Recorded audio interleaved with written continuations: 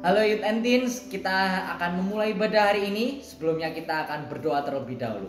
Mari kita berdoa. Terima kasih Tuhan untuk hari ini. Kami mengucap syukur kita boleh ada, kami boleh ada sebagaimana ada untuk terus datang ke dalam hadirat Tuhan. Tuhan, hari ini kami ingin mendengarkan firman-Mu. Tuhan, berkati setiap kami yang mendengar supaya kami dapat mengerti apa yang ingin Kau sampaikan dalam kehidupan kami. Bantu kami untuk memahami Tuhan. Dan Tuhan, kami berdoa memberkati Om Budi juga Tuhan yang sudah menyiapkan firman-Mu. Biarkan Tuhan yang memberkati Om Budi, memberikan bahasa yang mudah dan kami dapat mengerti Tuhan. Terima kasih Tuhan. Kami mengucap syukur dalam nama Tuhan Yesus. Amin. Shalom pemuda remaja yang dikasih Tuhan. Kiranya Tuhan memberkati kita semua. Melalui kesempatan ini saya juga menyampaikan terima kasih kepada seluruh pengurus pemuda remaja yang sudah memberikan kesempatan saya untuk menyampaikan firman Tuhan. Kali ini saya membawakan satu tema, yaitu iman kunci kemenangan. Di dalam Alkitab sangat jelas sekali pengertian tentang iman ini, dan di dalam satu firman Tuhan Ibrani 11 ayat yang pertama di sana dikatakan iman adalah dasar dari segala sesuatu yang kita harapkan dan bukti dari segala sesuatu yang tidak kita lihat. Dari firman ini kita bisa mengerti atau memberikan satu pengertian bagaimana seorang yang percaya kepada Kristus memperoleh hidup yang berkemenangan. Jadi anak-anak muda remaja di tempat ini juga harus mengalami hidup yang berkemenangan. Karena hidup kita dari hari ke hari sudah dipimpin untuk selalu memiliki iman. Dan iman kita tertuju kepada Tuhan. Tadi sudah jelas sekali pengertian tentang iman. Dan saya ingin menyampaikan ada 3 hal yang penting yang perlu kita perhatikan di sini. Yang pertama adalah kebangkitan Yesus adalah modal kemenangan orang percaya. Ketika Yesus mati, dia bangkit, itu jadi modal kita. Ketika saudara percaya kepada Tuhan, saudara punya pengalaman kehidupan bersama dengan Tuhan. Kenapa? Karena Tuhan sudah menang buat saudara. Saudara juga harus mengalami kemenangan yang sama. Yang kedua, pusat kehidupan orang percaya bukan masalah atau kesulitan atau corona atau persoalan yang sudah hadapi, tetapi Yesus yang sudah memberikan kemenangan dari setiap pergumulan yang saudara hadapi, dari setiap masalah yang saudara hadapi. Apapun itu masalahmu yang terjadi dalam kehidupanmu, Yesus sudah menang bagi saudara. Melalui kematiannya, melalui kita percayakan kemenangan Yesus di kayu salib, kita juga mengalami kemenangan. Yang ketiga, apa yang mungkin bagi Allah itu juga bisa terjadi bagi saudara. Ada banyak hal yang kita rasa mungkin gak terjadi dalam hidup kita. Kita merasa ini sesuatu yang sukar, sesuatu yang sulit. Saya harus percaya bahwa bagi Tuhan tidak ada yang mustahil. Iman dapat bertumbuh melalui disiplin dan tindakan dalam kehidupanmu. Sedang kasih Tuhan, yang berikutnya di sini dari firman Tuhan yang saya ingin sampaikan kepada kita, ada 3 poin atau elemen yang harus kita pahami tentang iman. Yang pertama, pengetahuan atau pengenalan yang positif terhadap kebenaran.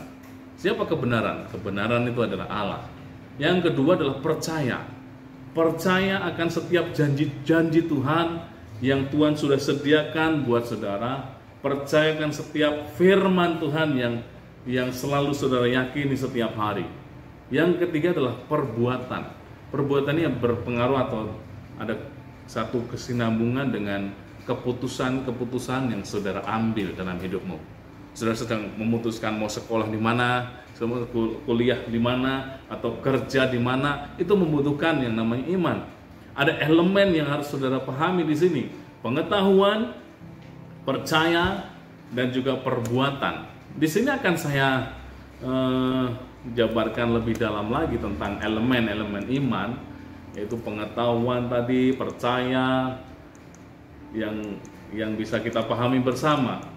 Karena pengetahuan dan percaya serta perbuatan itu yang akan menjadi definisi dari iman itu secara simpel, secara mudah. Yang menjadi pertanyaan bagi kita sekarang adalah bagaimana kita beriman, atau alasan-alasan kita beriman kepada Tuhan. Saya akan sampaikan alasan-alasan kenapa kita harus beriman atau memiliki iman kepada Tuhan Yesus. Yang pertama, bahwa tadi saya sampaikan di depan bahwa bahwa Yesus telah mati karena dosa-dosa kita. Dia dikuburkan dan dia bangkit kembali dalam 1 Korintus pasal 15 ayat yang ke-14, 17 sampai 19 dan 20 sampai 20 sampai 35. Sebab jika ia tidak bangkit, jika Tuhan tidak bangkit, maka sia-sialah iman kita kepadanya. Sia-sia iman kita kepada Tuhan kalau dia tidak bangkit. Buat apa kita percaya?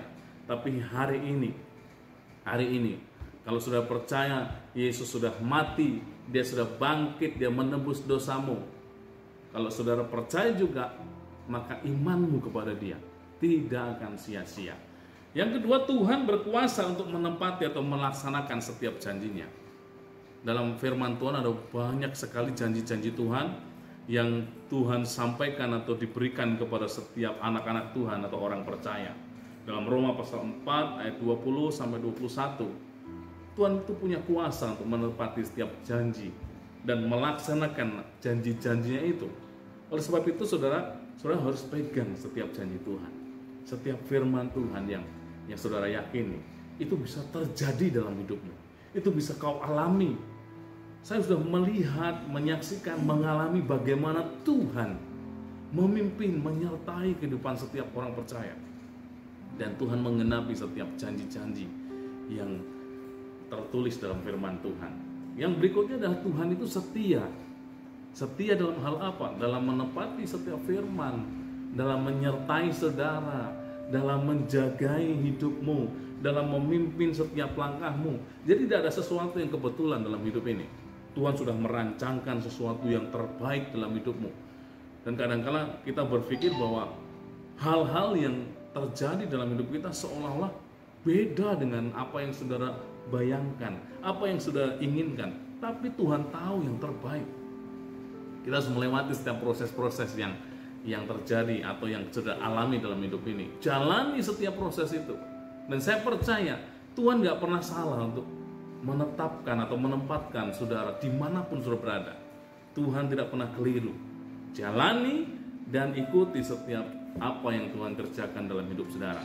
Saya mau sampaikan iman yang bertumbuh atau sarana untuk pertumbuhan iman yang pertama adalah doa. Dengan saudara berdoa, saudara akan melihat imanmu akan semakin hari semakin bertumbuh. Dengan saudara berdoa, kepercayaanmu kepada Tuhan akan semakin terus karena ada satu keintiman dengan Tuhan, kedekatan dengan Tuhan. Saudara akan tahu siapa teman dan siapa lawan saudara. Oleh sebab itu Alkitab katakan dalam Yeremia pasal 33 ayat 3, berserulah kepadaku maka aku akan menjawab engkau dan akan memberitahukan kepadamu hal-hal yang besar dan yang tidak terpahami, yakni hal-hal yang tidak kau ketahui. Inilah pekerjaan Tuhan. Inilah pekerjaan Tuhan. Ketika saudara berseru, maka Tuhanmu, Allah, Tuhan Yesus, dia akan menjawab engkau. Dia akan memberitahukan. Ini Alkitab luar biasa. Dia akan memberitahukan hal-hal yang besar yang tidak terpahami. Suatu yang besar yang tidak kau pahami. Apa itu? Itu janji Tuhan. Tuhan akan memberitahukan kepadamu. Alkitab jelas.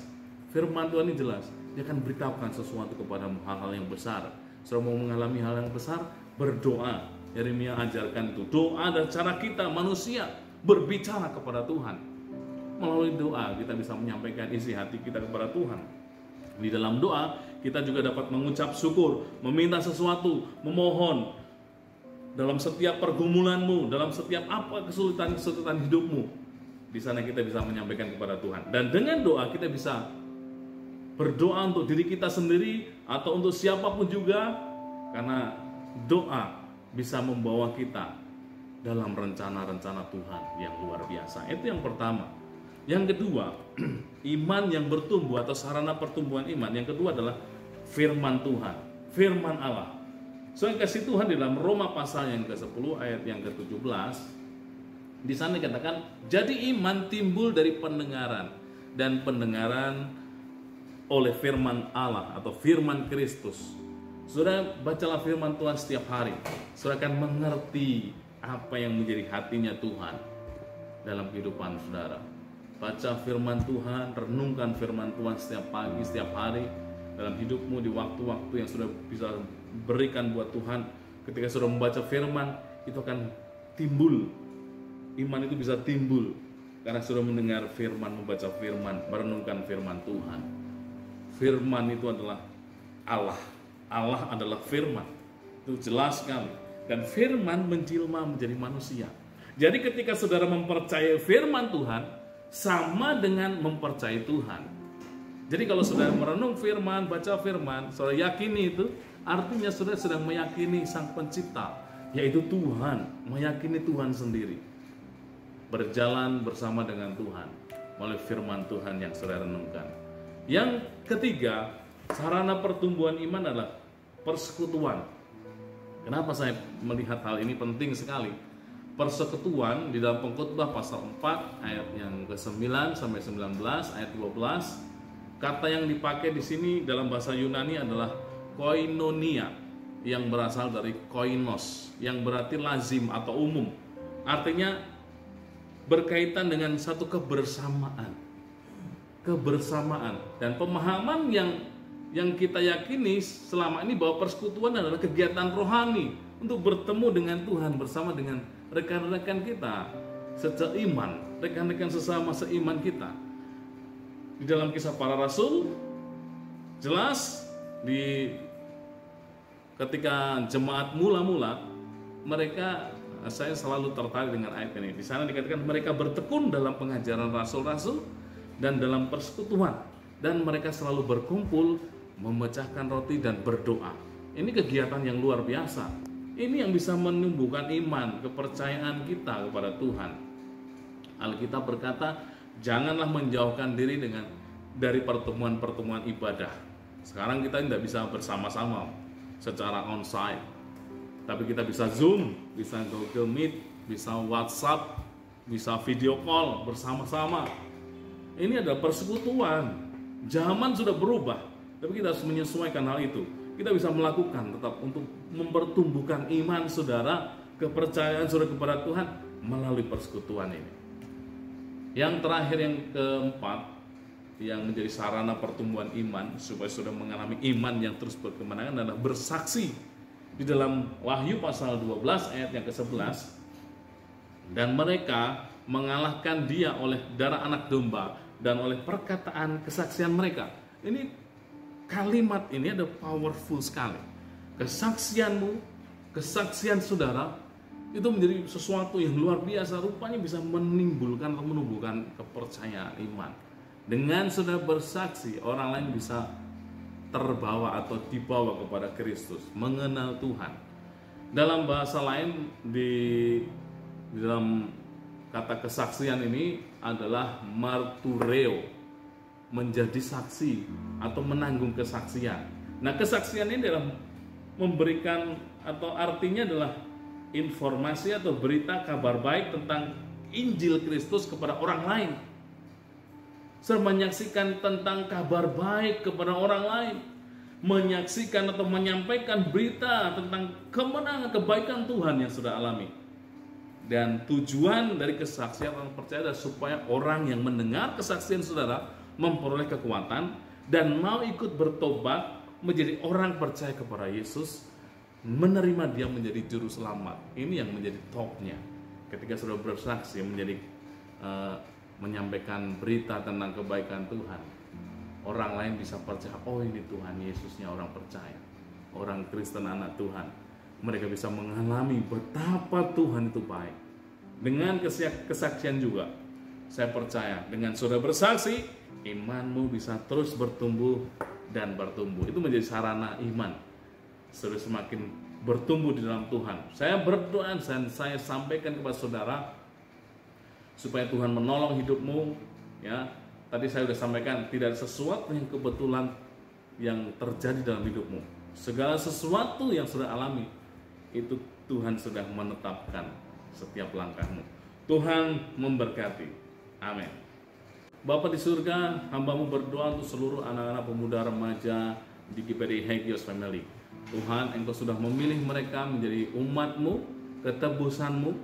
Pakailah mereka sesuai dengan rencana-Mu ya Tuhan. Di masa muda mereka, di masa remaja mereka, hidup mereka boleh dipakai Tuhan. Di sekolah, di tempat kuliah, di tempat mereka bekerja, Tuhan akan pakai mereka menjadi alat kerajaan Tuhan, menjadi pemenang-pemenang, dan supaya mereka juga berjalan sesuai dengan kehendak Tuhan. Terima kasih Bapak, berkati seluruh pengurus yang ada, youth pastor, semuanya Tuhan berkati dengan berkat dan anugerah Tuhan. Orang tua, pemuda remaja di GPD Hagios Family juga diberkati Tuhan. Di tengah-tengah corona yang sulit ini, hamba-Mu berdoa berkat Tuhan tetap mengalir dan terjadi dalam kehidupan setiap jemaat Tuhan, orang tua dari pemuda dan remaja di Hagios Family. Dalam nama Yesus, hamba berdoa. Amin.